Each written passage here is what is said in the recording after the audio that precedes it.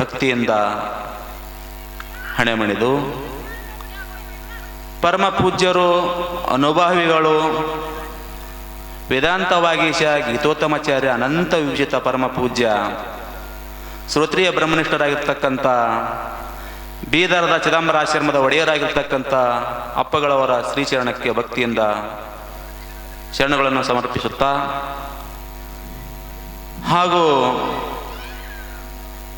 ನಮ್ಮೆಲ್ಲರಿಗೂ ಚಿರಪರಿಚಿತರು, ದೊಡ್ಡ ತಪಸ್ವಿಗಳು,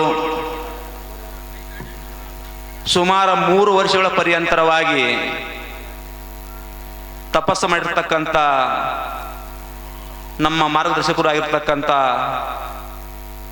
ಮಹಾರಾಜರು, ಅವ್ರದ್ದು ನಾವು ಎಷ್ಟು ಹೇಳಿದ್ರು ಕಮ್ಮಿನೇ. ಯಾಕಂದ್ರೆ ಈ ಭಾಗದಾಗ ಅವರಂತ ಅನುಷ್ಠಾನ ಮಾಡಿದವರು, ಅವರಂತ ಜಪ ತಪ ಮಾಡಿದವ್ರು ಮತ್ತೆ ಯಾರು ನಾನು ಕಂಡಿಲ್ಲ. ಯಾಕಂದ್ರೆ ಅಪ್ಪಗಳು ಎಷ್ಟು ವರ್ಷ ಮಾಡಿದ್ರು? 3 ವರ್ಷ ತಪಸ್ಸು ಮಾಡಿದ್ರು. ಯಾರಾದ್ರೂ 10 ದಿವಸ ಮಾಡ್ಬೋದು, 11 ದಿವಸ ಮಾಡ್ಬೋದು. ಅಂಥ ಪೂಜ್ಯರು ನಮ್ಮೆಲ್ಲರನ್ನು ಕುರಿತು ಆಶೀರ್ವಾದ ಮಾಡಕ್ಕೆ ಬಂದಾರ. ಆ ಪೂಜ್ಯರಲ್ಲಿಯೂ ಶರಣಾರ್ಥಿಗಳನ್ನು ಸಮರ್ಪಿಸುತ್ತಾ, ಹಾಗೂ ನಮ್ಮವರೇ ಆಗಿರ್ತಕ್ಕಂಥ ಸರಳ ಹೃದಯರು, ನೀಲಕಂಠನ ಪ್ರೀತಿ ಅವತಾರಿಯಾಗಿರ್ತಕ್ಕಂಥ ಪ್ರಭುದೇವರು. ಆದ್ರೆ ನೀಲಕಂಠಪ್ಪವರು ತಮ್ಮ ಸಣ್ಣ ವಯಸ್ಸಲ್ಲಿ ಏನಪ್ಪ ದೇಹ ಬಿಟ್ಟು ಹೋದರು. ಆದ್ರೆ ಅಲ್ಲಿಂದ ಇಲ್ಲಿ ತನಕ ಜಾತ್ರೆ ನಡೆದಿದ್ದಿಲ್ಲ. ಆದ್ರೆ ಅವರೇ ಏನಪತಿ, ಇವ್ರು ಬಂದು ಏನಪತಿ ಇಷ್ಟೆಲ್ಲ ಜಾತ್ರೆ ಮಾಡ್ಲಕತ್ತಾರಪ್ಪ. ಅವ್ರು ಯಾರೂ ಅಲ್ಲ, ಸಾಕ್ಷಾತ್ ನೀಲಕಂಠನೇ ಅವ್ರು ಹುಟ್ಟು ಬಂದಾರಂತ ನಾವೆಲ್ಲ ಭಾವಿಸ್ಬೇಕಾಗ್ತದೆ.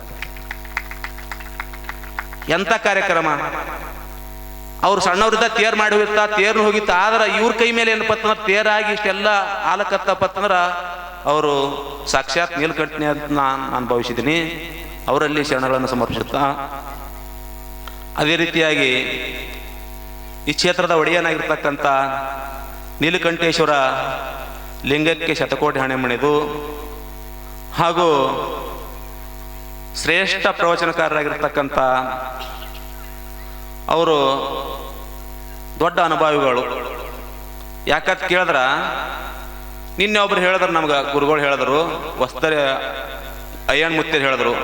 ಅವ್ರೇನು ಎಲ್ಲಿ ಹೋಗಿಲ್ಲ, ಏನೋ ಇಷ್ಟೆಲ್ಲ ಹೇಳ್ತಾರಪ್ಪ ಅಂತಂದ್ರೆ ಏನೋ ಒಂದು ಪುಣ್ಯ ಅದ ಅಂತ ಹೇಳಿದ್ರು. ಅದಕ್ಕೆ ನಾವು ಹೇಳ್ಬೇಕತ್ತ, ಕಾರ್ಯ ನೋಡಿ ಕಾರಣ ಅನುಮಾನ ಮಾಡ್ಬೇಕತ್ತ. ಹೆಂಗತ್ ಕೇಳಿದ್ರ, ನಮ್ಮೂರ್ ಮುಂದ ಹೊಳಿ ಅದ, ನಮ್ಮೂರಾಗ ಮಳೆ ಬಂದಿಲ್ಲ, ಆದ್ರ ಹೊಳೆ ನೀರು ಕಲಕ್ ಬರ್ಲಕತ್ತವ ಅಂತ ಅಂತೀವಿ. ನಮ್ಮೂರಾಗ ಮಳೆ ಆಗಿಲ್ಲ, ಹೊಳೆಗೆ ನೀರು ಕಲಕ್ ಬರ್ಲಕತ್ತವಪ್ಪ ಅಂತಂದ್ರ ಹಿಂದ್ ಎಲ್ಲೋ ಮಳೆ ಆಗಿದೆ, ಅದಕ್ಕೇನಪ್ಪ ನೀರು ಬರ್ಲಕತ್ತವಪ್ಪ ಅಂತಂದ್ರ ಹಿಂದ ಏನೋ ಹಿಂದಿನ ಜನ್ಮದ ಸಂಸ್ಕಾರದಿಂದ ಏನಪ್ಪ ಇಷ್ಟೆಲ್ಲ ಮಾತೇನದ ಹೇಳಕತ್ತಾರಪ್ಪ ಅಂತಂದ್ರೆ ಹಿಂದಿನ ಜನ್ಮದ ಸಂಸ್ಕಾರ ನಮ್ಮ ಪ್ರವಚನಕಾರ ಮಾಡ್ತಾರಂದ್ರೆ ಅವ್ರು ಏನೋ ಹಿಂದಿನ ಜನ್ಮದ ಸಂಸ್ಕಾರದಿಂದ ಇಷ್ಟೆಲ್ಲ ಅದ್ಭುತವಾಗಿ ಹೇಳ್ತಂತ ಅಂತ ಪ್ರವಚನಕಾರ ಆಗಿರ್ತಕ್ಕಂಥ ನಮ್ಮವರಾಗಿರ್ತಕ್ಕಂಥ ಚಂದ್ರು ಮಾಸ್ಟರಲ್ಲಿಯೂ ನಮಿಸುತ್ತಾ, ಹಾಗೂ ಸರಸ್ವತಿ ಪುತ್ರ ಅಂದ್ರೂ ಕಮ್ಮಿನೇ ನಮ್ಮ ಲಕ್ಷ್ಮಣ ಗುರುಗಳು, ಲಕ್ಷ್ಮಣ ಸರ್ ಅಂತ ಕರಿತೀವಿ ನಾವು. ಅವರು ಹಾಗೆ ಎಲ್ಲಿ ಹೋಗಿಲ್ಲ, ಇಲ್ಲೇ ಇದ್ದೇನಪ್ಪ ಅಂತಂದ್ರ ಎಲ್ಲ ಕಡೆಗೆ ಏನಾದ್ರು ಹಾಡಿ ನಮ್ಮ ಸಿದ್ದರಾಮಪ್ಪ ಪೊಲೀಸ್ ಪಾಟೀಲ್ ಅವ್ರ ಶಿಷ್ಯರ ತನಿಸ್ಕೊಂಡ್ರವ್ರು. ಅವರಷ್ಟೇ ಏನಪ್ಪ ಇವ್ರು ಹಾಡಕತ್ರ ಅವರೇ ಬಂದಾರಂತ ತಿಳ್ಕೊಂಡು ಅಷ್ಟೊಂದು ಅದ್ಭುತವಾಗಿ ಹಾಡಿರ್ತಕ್ಕಂಥ ನಮ್ಮ ಲಕ್ಷ್ಮಣ ಗವೆಗಳಲ್ಲಿಯೂ, ಹಾಗೂ ಬಸವರಾಜ ಯಳಸಂಗಿ ತಬಲಾಜಿ ಅವರಲ್ಲಿಯೂ, ಹಾಗೂ ನಮ್ಮ ಸ್ನೇಹಿತರಾಗಿರ್ತಕ್ಕಂಥ ವೀರೇಶ್ ವಿಶ್ವಕರ್ಮರಲ್ಲಿಯೂ, ಹಾಗೂ ಎಲ್ಲ ವೇದಿಕೆ ಮೇಲೆ ಇರ್ತಕ್ಕಂಥ ಎಲ್ಲ ಗಣ್ಯರಲ್ಲಿಯೂ, ಹಾಗೂ ಈ ಪ್ರವಚನ ಆಲಿಸಲು ಬಂದಿರತಕ್ಕಂಥ ನನ್ನ ಎಲ್ಲ ತಾಯಿ ತಂದಿರಲಿ ಶರಣಾರ್ಥಿಗಳು. ಜಾತ್ರೆ,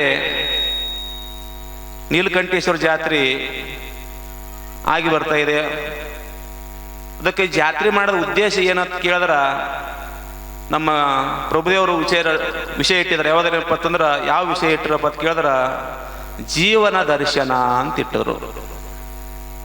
ಜೀವನ ದರ್ಶನ ಅಂದ್ರೆ ಏನಂತ ಕೇಳಿದ್ರ, ಈ ಮನುಷ್ಯರ ಜನ್ಮ ಬಂದದ, ಮುಕ್ತಿಯತ್ತ ಹೋಗ್ಬೇಕಂತಕ್ಕಂಥ ವಿಷಯ ಏನಪ್ಪ ಅಂತಂದ್ರೆ ಜೀವನ ದರ್ಶನ. ಜೀವನ ಎಲ್ಲರೂ ಏನಪ್ಪ ಅಂತಂದ್ರೆ ಯಾರು ದರ್ಶನ ಮಾಡ್ಬೇಕಪ್ಪ ಅಂತ ನಮ್ಮ ದರ್ಶನ ಮಾಡಿಕೊಂಡು ನಾವು ಅನ್ನೋದ ಈ ಭಗವಂತನಿಂದ ಏನಪ್ಪ ಮುಕ್ತಿ ಆಗುವುದೇ ಒಂದು ದರ್ಶನ. ಇದು ನಾವು ಹುಟ್ಟಿ ಬಂದೀವಿ, ಎಲ್ಲಿ ತನ ಹುಟ್ಟೋದು ಸಾಯೋದು ಹಿಂಗೆ ಎಷ್ಟು ತನ ಮಾಡೋದು?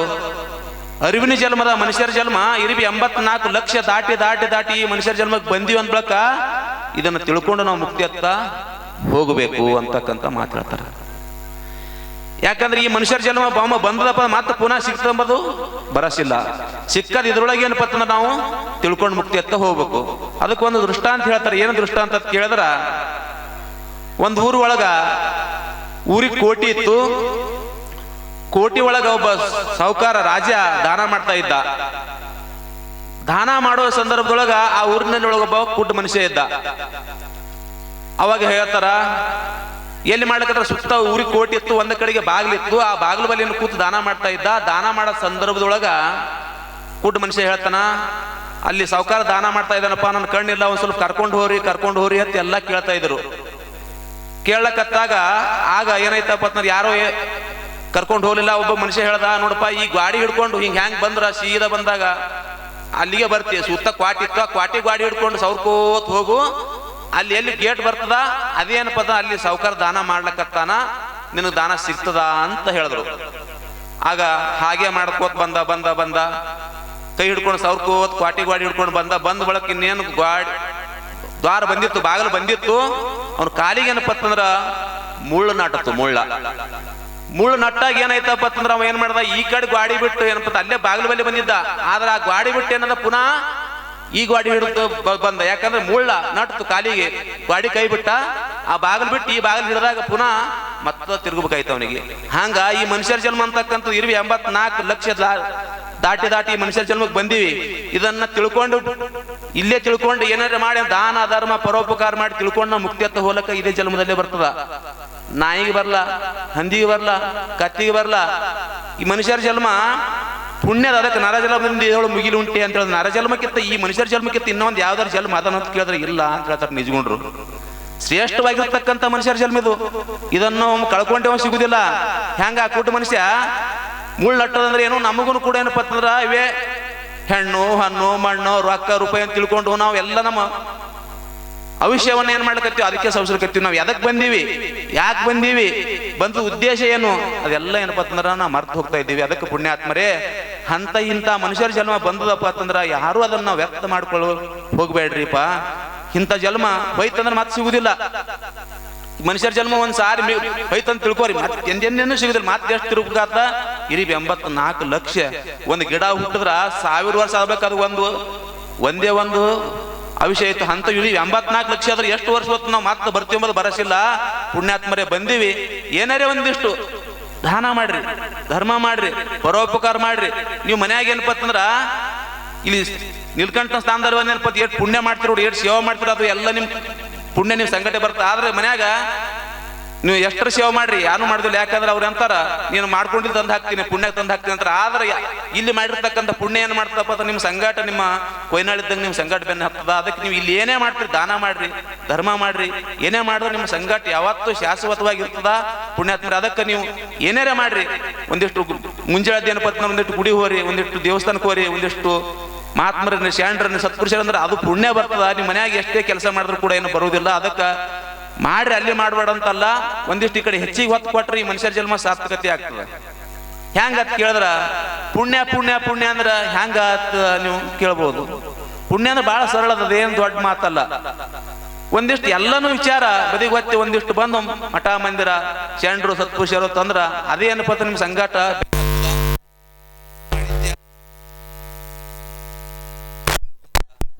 ಹೇಳ್ಕೊಂಬಂದಾರ. ಅದಕ್ಕೆ ನಮ್ಮ ಚಂದ್ರ ಗುರುಗಳನ್ನ ಹೇಳಿದ್ರು, ಇವತ್ತಿನ ವಿಷಯ ಯಾವತ್ತು ಕೇಳಿದ್ರೆ ಧರ್ಮ ಅಂತ ಹೇಳ್ಕೊಂಬಂದ್ರು ಅವರು. ದಾನ ಮತ್ತು ಧರ್ಮ, ನಿನ್ನೆ ದಾನದ ವಿಷಯ ಇತ್ತು. ಇವತ್ತು ಧರ್ಮ ಅಂದ್ರೆ ಏನು ಅಂತ ಕೇಳಿದ್ರ, ನಮ್ಮ ಧರ್ಮ ನಮ್ಮನ್ನೇ ರಕ್ಷಣೆ ಮಾಡ್ತದೆ, ಮತ್ತೆ ಯಾವುದೋ ರಕ್ಷಣೆ ಮಾಡ್ತಿಲ್ಲ. ನಮ್ಮ ಧರ್ಮ ಯಾರೋ ನಮ್ಮ ಕೈಗಳಕ್ಕಾದ್ರೆ ನಮ್ಮ ಧರ್ಮನ ನಮ್ಮ ರಕ್ಷಣೆ ಮಾಡ್ತದ. ಮಹಾಭಾರತ ಯುದ್ಧ ನಡೀತು. ಮಹಾಭಾರತ ಯುದ್ಧ ನಡೆದಾಗ ಕೌರವರು ಪಾಂಡವರು ಯುದ್ಧ ನಡೆದಾಗ ಕೌರವರೆಲ್ಲ ಏನಪ್ಪ ಅಂತಂದ್ರೆ ಹತನಾದರು, ಸತ್ತು ಬಳಕ ಮುಂದ ಕೃಷ್ಣ ತನ್ನ ಅರಮನೆಗೆ ಹೋಗೋ ಸಂದರ್ಭದೊಳಗೆ ರುಕ್ಮಿಣಿ ಕೇಳ್ತಾಳ, ಏನ್ರಿ ಕೌರವ್ರು 101 ಮಂದಿ ಏನಪ್ಪ ಸಲ್ಲಿಸ್ರಿ, ಎಷ್ಟು ಅನಂತ ಸೈನ್ಯಗಳೇನಪ್ಪ ಅಂತಂದ್ರೆ ಸಾಯಿಸಿದ್ರಿ, ಅದೆಲ್ಲ ಪಾಪ ನಿಮ್ಗೆ ತಡ್ತು ನೋಡ್ರಿ ಅಂತ ಹೇಳಲಕ್ಕಿ. ಯಾರು? ರುಕ್ಮಿಣಿ ಹೇಳಲ್ದು. ಕೃಷ್ಣ ಏನಪ್ಪ ಅಂತಂದ್ರೆ ಹೇಳ್ತಾನ, ಹುಚ್ಚಿತ್ತ ನಿನ್ಗೆ ಗೊತ್ತಿಲ್ಲ, ಧರ್ಮದ ಮರ್ಮ ನಿನ್ಗೆ ಗೊತ್ತಿಲ್ಲ. ಅವ್ರು ಯಾಕೆ ನಾ ಯಾಕೆ ಸಾಯಿಸ್ಲಿ ಅವರಿಗೆ, ಆ ಪಾಪ ನನಗೆ ಯಾಕೆ ತಡ್ತಾ, ಅವ್ರು ಮಾಡಿದ ಪಾಪ ಅವರು ಅನುಭವಿಸ್ತಾರ, ನಾ ಅದಕ್ಕೆ ಯಾರೂ ನಾವು ಜವಾಬ್ದಾರ ಅಲ್ಲ ಅಂತ ಹೇಳ್ತಾನೆ ನಾವು. ಯಾಕಂತ ಕೇಳು, ಯಾಕಂತ ಕೇಳಿದ್ರ ಅವ್ರ ಧರ್ಮ ಅವ್ರು ಹ್ಯಾಂಗ ಅವ್ರನ್ನ ನಾಶ ಮಾಡ್ತಂಬದು ನಿನ್ಗೆ ಹೇಳ್ತೀನಿ ಕೇಳು ಅಂತಂದ್ರೆ ಅವರು ಒಂದು ಸಾರಿ ಪಾಂಡವರು ಪಗಡಿ ಆಡ್ದ ಸೋತಿದ್ರು. ಸೋತ ಸಮಯದೊಳಗೆ ದುಶ್ಯಾಸನ ಸೀರೆ ಎಳಿತಾ ಇದ್ದ. ಎಳಿಲಿಕ್ಕತ್ತಾಗ ಅಲ್ಲೇ ಯಾರಿದ್ರು, ಗುರುಗಳಾಗಿರ್ತಕ್ಕಂಥ ದ್ರೋಣಾಚಾರ್ಯರು, ಭೀಷ್ಮಾಚಾರ್ಯರಿದ್ರು, ಎಲ್ಲರೂ ಇದ್ರು ಅಲ್ಲೇ. ಆದ್ರೆ ಅವ್ರ ಸಾಮರ್ಥ್ಯ ಏನಿತ್ತಪ್ಪ ಅಂತಂದ್ರೆ, ಬ್ಯಾಡ್ರಿ ಆ ಕೆಲಸ ಬಿಟ್ಟು ಬೇರೆ ಕೆಲಸ ಮಾಡ್ರಿ ಅಂತ ಹೇಳಿದ್ರೆ ನಿಂದಿರ್ಬೋದಾಗಿತ್ತು. ಆದ್ರೆ ನಿಂದಿರ್ಲಿಲ್ಲ ಅವರು. ಅವ್ನು ಹೇಳಿಲ್ಲ, ಯಾಕಂದ್ರೆ ಅವ್ರು ದುರ್ಯೋಧನ ಅನ್ನ ಉಂಡ ಸಲುವಾಗಿ ಏನಪ್ಪ ಅಂತಂದ್ರೆ ಅವನಂತ ಏನಪ್ಪ ಅಂತಂದ್ರೆ ಸುಮ್ಮ ತಲೆ ಬಾಗಿಸಿ ಕೂತರು. ಅದಕ್ಕೆ ಅವ್ರ ಪಾಪ ನೆನಪದ ಅವರನ್ನೇ ಕೊಲಿಸ್ತು, ನಾವು ಏನು ಮಾಡ್ಲಿಕ್ಕೆ ಬರಲ್ಲ. ಆ ಒಂದು ದೊಡ್ಡ ಗುರುಸ್ಥಾನದಲ್ಲಿ ಇರ್ತಕ್ಕಂಥ ವ್ಯಕ್ತಿಗಳು ಅದು ಮಾಡಬೇಡ್ರಪ್ಪ ಅಂತ ಹೇಳಿದ್ರೆ ನಿಂದಿರ್ಬೋದಾಗಿತ್ತು. ಆದ್ರೆ ಅವ್ರು ಸುಮ್ಮ ತಲೆ ಬಾಗಿಸಿ ಕೂತರು, ಅವ್ರ ಪಾಪನನ್ನು ಅವರನ್ನೇ ನಾಶ ಮಾಡ್ತು. ಆದ್ರೆ ದಾನಸೂರ ಕರ್ಣ ಹೆಂಗಿದ್ದ, ಈ ಜಗತ್ತಿನೊಳಗೆ ಏನಪ್ಪ ಅಂತಂದ್ರೆ ಕರ್ಣ ಅಂತ ದಾನಸೂರ್ ಮತ್ತೆ ಯಾರು ಇಲ್ಲ ಅಂತ ನಾವು ಹೇಳ್ಬೋದು. ನಾವು ಏನು ಮಾಡ್ತೀವಿ, ದಾನ ಅಂತಂದ್ರೆ ಏನೋ ರೊಕ್ಕ ಕೊಟ್ಟಿರ್ಬೋದು, ರೂಪಾಯಿ ಕೊಟ್ಟಿರ್ಬೋದು, ರೊಕ್ಕ ಕೊಟ್ಟಿರ್ಬೋದು, ಬೆಳ್ಳಿ ಕೊಟ್ಟಿರ್ಬೋದು, ಬಂಗಾರ ಕೊಟ್ಟಿರ್ಬೋದು. ಆದ್ರೆ ಕರ್ಣ ತನ್ನ ಬೆಲೆ ಬಾಳಿರ್ತಕ್ಕಂಥ ಒಂದು ಹಲ್ಲನ್ನೇ ದಾನ ಮಾಡಿಕೊಟ್ಟ, ವಜ್ರವಾಗಿರ್ತಕ್ಕಂಥ ಹಲ್ಲ. ಹೆಂಗಂತ ಕೇಳಿದ್ರೆ, ಒಂದು ಸಾರಿ ಒಬ್ಬ ಬಡ ಬ್ರಾಹ್ಮಣ ಬರ್ತಾನ. ಅವ್ನ ಮನ್ಯಾಗ ಮಗಳದು ಮದುವೆ ಮಾಡ್ಬೇಕಂತಿರ್ತಾನ. ಯಾರೂ 10 ರೂಪಾಯಿ ಕೊಡ್ತಾ ಇರಲ್ಲ. ಅವಾಗ ಅವ್ನು ಏನು ಹೇಳ್ತಾಳ, ಹೋಗು ಅಲ್ಲಿ ದಾನಸೂರ ಕರ್ಣ ಅಂತ ಅದನ, ಅವ ನಿನಗೆ ಏನಾರು ಕೇಳಿದ್ರೆ ಇಲ್ಲ ಅಂತಲ್ಲ, ಹೋಗಿ ಕೊಡ್ತಾನ ಅಂತ ಕೇಳಿದಾಗ ಕರ್ಣ ಏನು ಮಾಡಿದಪ್ಪ ಅಂತಂದ್ರೆ, ಅವಾಗ ಮಹಾಭಾರತ ಯುದ್ಧ ನಡೆದಿತ್ತು. ಇನ್ನೇನು ಸಾವು ಮಧ್ಯದೊಳಗೆ ಏನದ ಮಕ್ಕೊಂಡಿದ್ದವ, ನೆಲದ ಮೇಲೆ ಬಿದ್ದಾಗ ಬ್ರಾಹ್ಮಣ ಹೋಗಿ ಕೇಳ್ಕೊತಾನ, ಮಹಾತ್ಮರೇ ನನ್ನ ಮಗಳು ಮದುವೆ ಅದ, ಎಲ್ಲಿ 10 ರೂಪಾಯಿ ಹುಡ್ತಾ ಇಲ್ಲ, ನಗ್ಗಣ್ ಮಾಡ್ಬೇಕು, ಒಂದಿಷ್ಟು ಏನರ ದಾನ ಕೊಡ್ರಿ ಅಂತಂದ. ಅವಾಗ ನಾ ಕೊಡ್ಲಾಕ ಎದ್ದು ಬರ್ಲಾಕ ನನ್ನ ಬಳಿ ಶಕ್ತಿ ಇಲ್ಲಪ್ಪ, ನಾನು ನೆಲದ ಮೇಲೆ ಬಿದ್ದು ಒದ್ದಾಡ್ತಾ ಇದ್ದೀನಿ, ನನ್ನ ಜೀವ ಹೋಗ್ತಾ ಇದೆ. ಅದಕ್ಕೆ ನೀವೊಂದು ಕೆಲಸ ಮಾಡು, ಅಲ್ಲಿ ಒಂದು ಕಲ್ಲು ತೊಗೊಂಡು ಹೊಡೆದಾಗ ಏನಪ್ಪ ಅಂತಂದ್ರೆ ನನ್ನ ಹಲ್ಲು ಏನಪ್ಪ ವಜ್ರಾಗ್ಯವ, ವಜ್ರ ತೊಗೊಂಡು ಏನಪ್ಪ ಅಂತ ನಿನ್ನ ಮಗಳು ಮದುವೆ ಮಾಡು ಅಂತ ಹೇಳ್ತಾಗ. ಅದಕ್ಕೆ ಬ್ರಾಹ್ಮಣ ಅಂತನ ಛೇ ಅಂತ ನಾ ಕೆಲಸ ಮಾಡೋದಿಲ್ಲ, ಯಾಕಂದ್ರೆ ನಾ ಬ್ರಾಹ್ಮಣ ಅಂತ ಹತ್ಯೆ ಕೆಲಸ ಮಾಡೋದಿಲ್ಲ. ಅಂದ್ರೆ ಆ ಕಡೆಗೆ ಆ ಕಲ್ಲರ ಏನಪ್ಪ ನನ್ನ ಕೈ ತಂದು ಕೊಡು ಅಂದಾಗ, ಆ ಕಲ್ಲು ಏನಪ್ಪ ಅಂತಂದ್ರೆ ಕೊಟ್ಟಾಗ ಹಲ್ಲಿ ಗುದ್ಕೊಂಡಾಗ ಹಲ್ಲುಗಳು ಬಿದ್ದಾಗ ಆ ಒಂದು ಬ್ರಾಹ್ಮಣ ಕೈಯಾಗ ಕೊಡ್ತಾನಂತ. ಅದಕ್ಕೆ ವಜ್ರದ ಹಲ್ಲು ಆಗಿದ್ವತ್ತ. ದಾನ ಅಂದ್ರೆ ನಾವು ಎಲ್ಲ ಹೊರಗಿನ ಕೊಡೋ ದಾನ ಅಲ್ಲ ಅಂತ. ಅದಕ್ಕೆ ಅವನಿಗೆ ಶ್ರೇಷ್ಠ ದಾನದೊಳಗೆ ಯಾರು ಕೇಳಿದ್ರೆ ಕರ್ಣನೇ, ಅವನಿಗಿಂತ ದಾನವಂತ ಇನ್ನೊಬ್ರು ಯಾರೂ ಇಲ್ಲ. ಯಾರಾದ್ರೂ ಹೊರಗಿನ ಕೊಡ್ಬೋದು, ಆದ್ರೆ ತನ್ನ ಹಲ್ಲನ್ನೇ ಏನಪ್ಪ ಮುರಿದು ಕೊಟ್ಟಿರ್ತಕ್ಕಂಥ ಶ್ರೇಷ್ಠ ದಾನ ಯಾರು ಮಾಡಿದ್ರಪ್ಪ ಅಂತಂದ್ರೆ ಕರ್ಣ ಮಾಡ್ದ. ಆದ್ರೆ ಮಾಡಿದ ಕರ್ಣ ದಾನ ಮಾಡಿದ, ಧರ್ಮ ಮಾಡಿದ್ದ. ಆದ್ರೆ ಅವನು ಒಂದು ತಪ್ಪು ಮಾಡ್ದ, ಅವನನ್ನು ಸಾಯಿಸ್ಲಕ್ಕ ಅವನ ತಪ್ಪೇ ಕಾರಣ. ಯಾಕಂತ ಕೇಳಿದ್ರೆ, ಒಂದು ಸಾರಿ ಅಭಿಮನ್ಯು ಚಕ್ರವ್ಯೂಹದ ಯುದ್ಧದೊಳಗೆ ನಡೆದಾಗ ಎಲ್ಲರೂ ಮೋಸ್ಲಿಂದ ಏನಪ್ಪ ಹೊಡೆದಿದ್ರು. ಹೊಡೆದ ಸಮಯದೊಳಗೆ ಅಲ್ಲೇ ಒಂದು ಹಳ್ಳದ ದಂಡಿತ್ತು, ಹಳ್ಳದಾಗಿತ್ತು. ಹಿಂಗೆ ಹಳ್ಳ ಇತ್ತು. ಹಳ್ಳದೊಳಗೆ ಅಭಿಮನ್ಯು ಬಿದ್ದು ಏನಪ್ಪ ನೀರ ಅಂತ ಆ ಕೂಸು ಏನಪ್ಪ ಬಿಕ್ಕಿ ಹೇಳ್ತಾ ಇತ್ತದು. ಅವಾಗ ಅಲ್ಲೇ ಇದ್ದ ಯಾರು ಕರ್ಣಿದ್ದ, ಹಳ್ಳದ ಬಿದ್ದದ, ನೀರು ತರ್ಬೇಕೇನಾಗಿಲ್ಲ, ಒಂದು ಬಗಸಿ ಹಿಂಗೆ ಎತ್ತಿ ಹಿಂಗೆ ನೀರು ಹಾಕಿದ್ರೆ ಆ ಕೂಸು ಬದುಕ್ತಿತ್ತು. ಅವಾಗ ಏನು ಮಾಡ್ತಾನಪ್ಪ ಅಂತಂದ್ರೆ, ದುಷ್ಟ ದುರ್ಯೋಧನ ಅನ್ನ ಉಂಡ ಸಲುವಾಗಿ ಏನಪ್ಪ ಅಂತಂದ್ರೆ ಆ ಬುದ್ಧಿ ಅವನಿಗೆ ಬರಲಿಲ್ಲ. ಅದಕ್ಕೆ ಅವ್ನು ಎಷ್ಟೇ ದಾನ ಮಾಡಿದ್ರು ಕೂಡ ಏನಪ್ಪ ಅಂತಂದ್ರೆ ಅವನ ಪುಣ್ಯ ಏನಪ್ಪ ಅಂತಂದ್ರೆ ನಾಶ ಆಗೋಯ್ತು. ಯಾಕಂದ್ರೆ ಸಂದರ್ಭ ಹಂಗಿತ್ತು, ಕೂಸ ಬಿದ್ದು ನೆರಳ್ತಾ ಇದ್ದು ಅಭಿಮನ್ಯು. ಅವಾಗ ಒಂದು ಬಗಸಿ ಇಲ್ಲೇ ಹಳ್ಳದಾಗಿ ಬಿದ್ದಿದ್ದ, ಒಂದು ಬಗಸಿ ಹಿಂಗೆ ನೀರು ಎತ್ತಿ ಹಾಕಿದ್ರೆ ಅವನು ಬದುಕ್ತಿದ್ದ. ಆದ್ರೆ ಅವನಿಗೆ ಮನಸ್ಸು ಆಗಲಿಲ್ಲ. ಅದಕ್ಕೆ ಅವನ ಪುಣ್ಯ ಏನಪ್ಪ ಅಂತಂದ್ರೆ ಒಂದು ಕ್ಷಣದಲ್ಲಿ ಏನಪ್ಪ ಅಂದ್ರೆ ನಾಶಿಯಾಗಿನದ. ಅವನ ಪಾಪ ಅವನನ್ನೇ ಕೊಲ್ತು. ನಾವು ಯಾರು ನಾವು ಏನು ಹೇಳ್ತೀವಿ, ನಮಗೆ ಸುಖ ಬಂದ್ರೂ ನಾವೇ ಕಾರಣ, ದುಃಖ ಬಂದರೂ ನಾವೇ ಕಾರಣ, ಅವ್ರ ಕಾರಣ ಇವ್ರ ಕಾರಣ ಯಾರು ಕಾರಣ ಅಲ್ಲ, ನಮಗೆ ನಾವೇ ಕಾರಣ ಅಂತಕ್ಕಂಥ ಮಾತನ್ನು ಹೇಳಿ ನಾನು 2 ಮಾತನ್ನು ಮುಗಿಸ್ತೀನಿ. ಹರಿ ಓಂ ತತ್ಸತ್. ಮಾನವ ಜನ್ಮ ಅದು